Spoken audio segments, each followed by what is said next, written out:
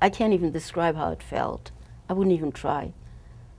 Because unless a person lived it, it's difficult to understand. It's so bizarre.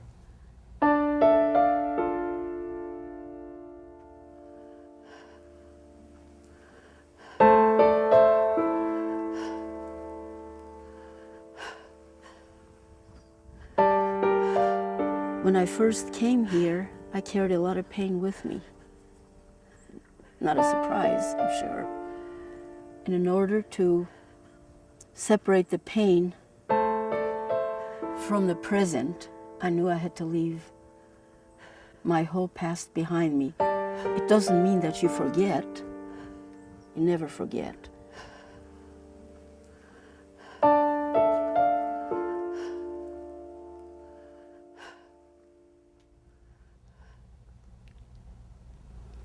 There were 5 children in my family, 2 brothers, 2 sisters and I.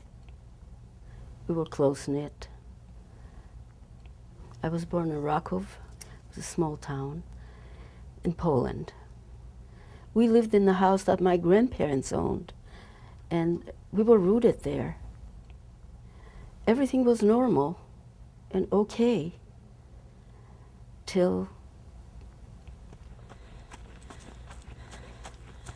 the war broke out in '39. When Czechoslovakia was given to the Nazis, we started feeling that we might be next. And there was total chaos. People were running from one city to the next. And it was just like a bunch of sheep running and not knowing where they were going. And my dad didn't want to go. He said, where are we going to go? If we're going to die, we'll die in our own homes. And so we stayed home till the Nazis came in. And they did come in.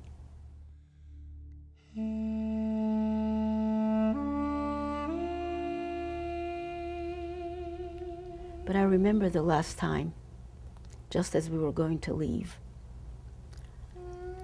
And I'm not saying this, that material things meant anything to me, but it was more, it was my life, it was my family, it was who I was. I went and touched the table that we had dinners together on, Shabbat dinners, Passover dinners.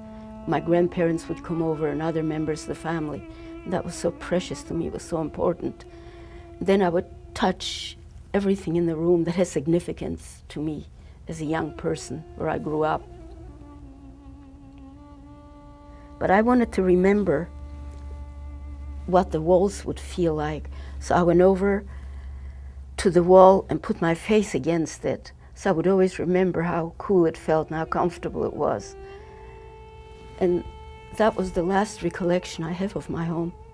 As young as I was, I knew that our lives would never be the same again, even if we would come back. It just changed totally.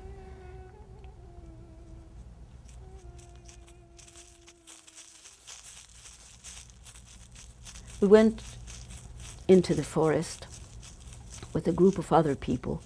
There were maybe 50, 60, and mostly young people. We were like hunted animals, always on the lookout. Little by little, they all gave up.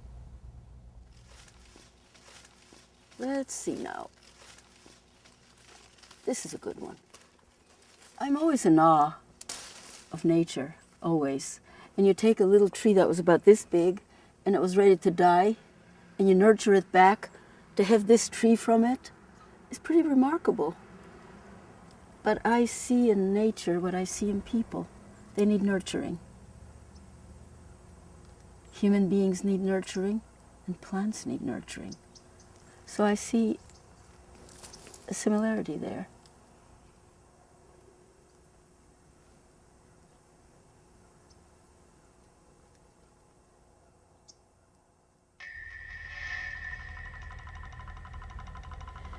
One person came to our house just before the war broke out. And he said, there are dark clouds on the horizon. We don't know what tomorrow will bring. It doesn't look too good for the Jewish people. I don't know what I can do for you, but if you really are in dire need, come and I'll try to help you. There was no other place to go, so we went to him. He had cows at a stable, and we had one little corner in that stable where there was clean straw. The only time we saw light when they brought us a little food. And they brought it in with the food they were going to feed the cattle so that neighbors wouldn't suspect. The stench was unbearable. And I remember when I first got in there, I said to my mom, I will die, I can't breathe. She said, you'll learn to breathe. We'll learn to do what we have to because we must survive. You will breathe and you won't die. And so that's where we stayed through the bitter winter. And in the spring, we went back to the forest.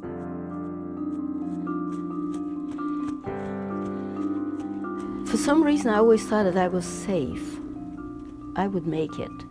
So whenever there was a need, I've always volunteered to go. One day, we were totally out of food.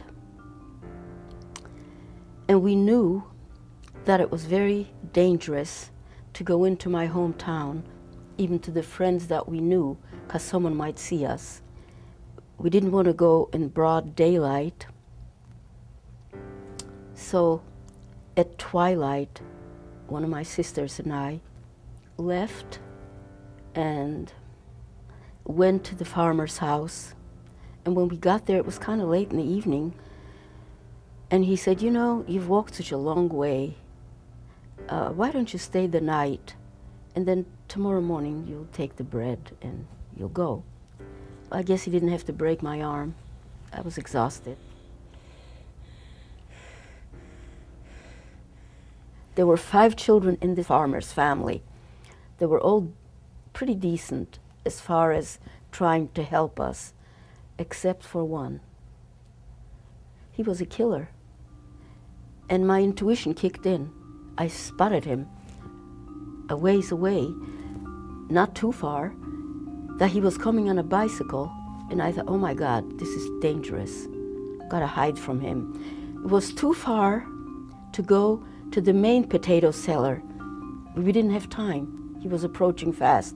There was a tiny little potato cellar where you took up a few boards.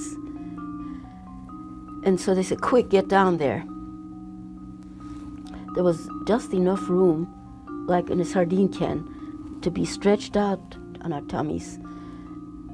But we could hear what was going on. The first thing he asked, are the girls here? They all said, no, they haven't seen us. Then he proceeds to tell him what happened. They rounded up all these people that were with my family, and they said it was a robbery. Come with us. And they marched them for a long time through the forest. And when they got there, they said, if you give us everything, we won't shoot you. But the grave was already dug, deep, long grave. And they shot every one of them and threw them in there. My mother, she asked them to do her a favor, to shoot her before they shot the rest of the family. And that was terribly painful. I couldn't even imagine it. So then I knew what happened. If I only could have screamed, it would have been a catharsis or let some of that pain out. But I couldn't even breathe loud enough so he would hear me. So I stuffed it down and kept it there for years. And that's why I couldn't talk. I've got to get away. Where am I going to go? If I could somehow get into Germany and hide amongst the Germans as a Catholic Pole, I could get by on my looks, because I had very blonde hair, and I'm pretty strong. I could do it. But I need a piece of paper. This man was mayor of a village. We go to him, and he says, I heard that you folks are gone. He says, yes, you're right, and we want to save our lives. I have nothing to give you, and you have 3 choices. You can call the Gestapo, they'll pick me up here. You can tell me to get the hell out of here, pardon my French, or you can make me that piece of paper that I think will save my life. The choice is yours. But I won't blame you for whatever you do. The choice is yours. And he said, I'll give you a piece of paper. It won't be much. It'll be of a deceased girl. And the piece of paper looked like it was in the gutter, really. Her name was Helena Bochnatska. So that's who I was going to become, Helena Bochnatska. I am Helena Bochnatska. I guess I don't need to tell you what it felt like. I'm not just going to a strange country. I'm going into the lion's mouth, with it being wide open to the unknown. But got to save your life, you're going to do what you have to. I figured it out before. I have a boyfriend, and I'm running away from home because my parents don't want me to go to Germany, and I want to be with my boyfriend. So I dreamed up that story, and I'm volunteering freely. So if you could do me a favor and put me in a household or on a farm, I would appreciate that. They did. And every night when I go to my little attic room, I would say, I don't know any Yiddish, I don't know any Hebrew, I'm not Jewish, my name isn't GELA, I don't know any of that. I am Helena Bochnatska. That's why I never slipped up.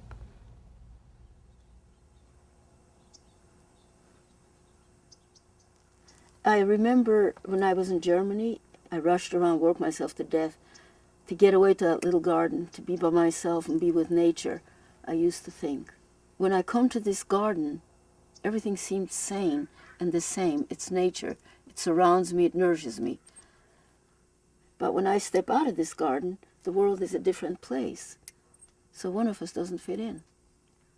Maybe it's me. But then I'd always say, no, the other is wrong. I have to hang on to this. It's not open yet, but it's good.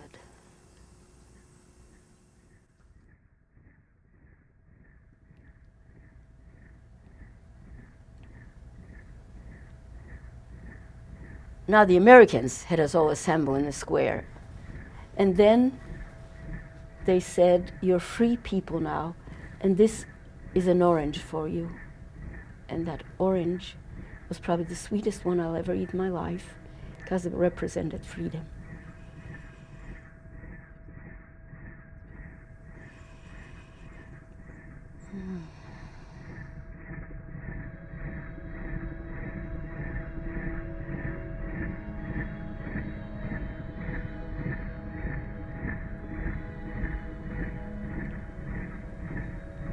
While we were in Belgium, all the prisoners and slave laborers, everyone was returning home. And there was such a joyous feeling. I was so happy for them. I got caught up in it. They were throwing flowers and everyone was kissing everyone, strangers, whoever, and was dancing in the street, and just a feeling of exhilaration. This is over. It's over. They're coming home. Suddenly, everything came crushing down on me. Who am I? Where am I? No one here to welcome me. Where do I go from here? I haven't even got an identity. Nobody cares if I'm alive or dead. They're not alive to care. What do I do next? God, how much I've lost. How much I've lost. And that's when the grieving period really set in. I needed it. I couldn't talk, but I thought if I write it down, it'll help me. And of all the pain that I suffered during the years of the war, this was by far the greatest pain in my heart. He was a journalist. Whatever he kept asking and I answered, his answer was, no human being could do this. Are you sure you're not imagining this? You couldn't have lived through this. No matter what I told him, that was the truth as I tell him you. And it wasn't even anything far-fetched. He'd say, no, you're imagining. You've got a vivid imagination. I felt like I was going to explode. Instead, I said, I have a headache. This is difficult. And I excused myself, went to my room, took a pair of scissors, cut up everything that I wrote, and vowed not to speak, not to write. Let it be.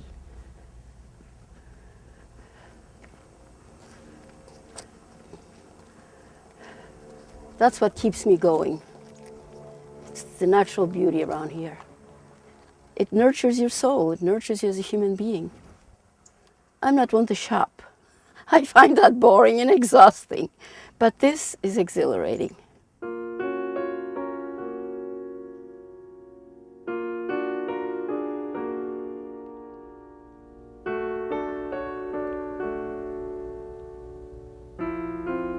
Some young girl asked me would I accompany her to an officers' club where the Jewish brigade met.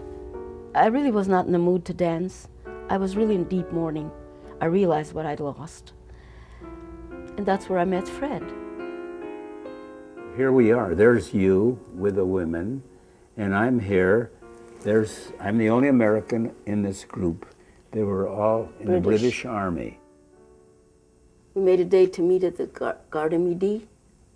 Remember? Gare du Nord. Anyway. Yeah, I do remember. And so I dragged my feet. I didn't want to go. But it came close to an hour, and I thought, sure, he'll be long gone. And my conscience will be clear. What will he think of me? I make a date, and I don't even show up. So I went. Guess what? I was watching the clock. And he was waiting.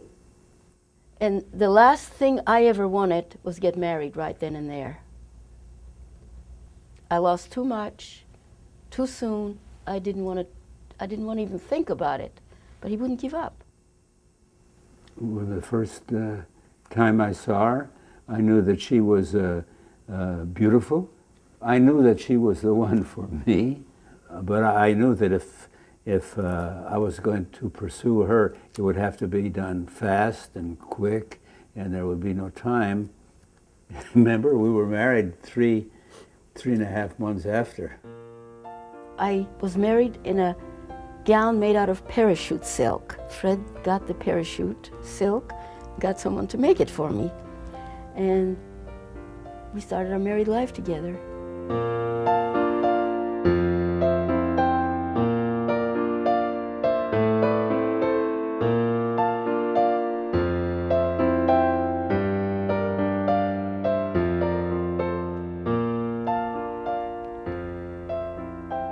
After our first child was born and then the second child was born, I thought about where I was and that one day I would have to tell the German family who I really am.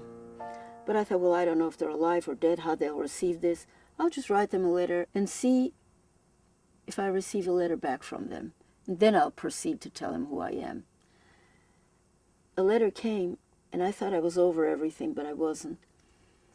It hit me so hard. I couldn't sleep. I couldn't function. All the old pain started coming back, and I decided that wasn't good. That wasn't good. It's not good for my family. It's not good for my husband nor my little babies. So I've got to table this, not return their letter, and just let it go. And without a warning one night, we had a telephone call. Hello, Lena.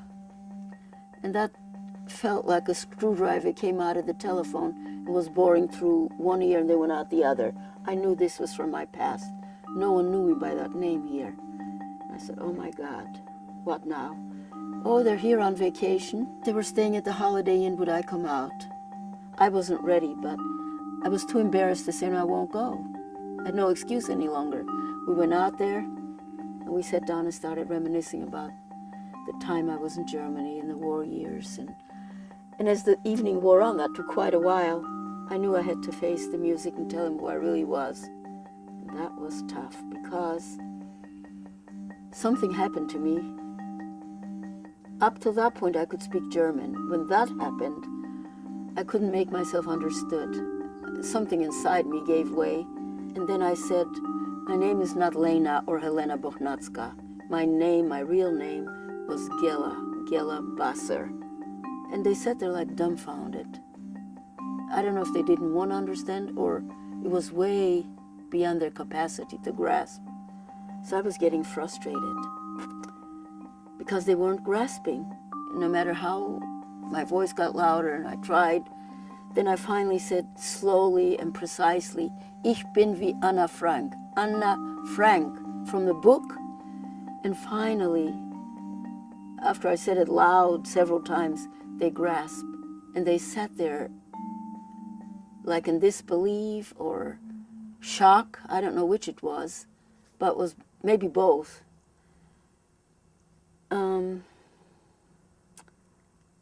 And that was it. I think I saw a tear in his sister's eye.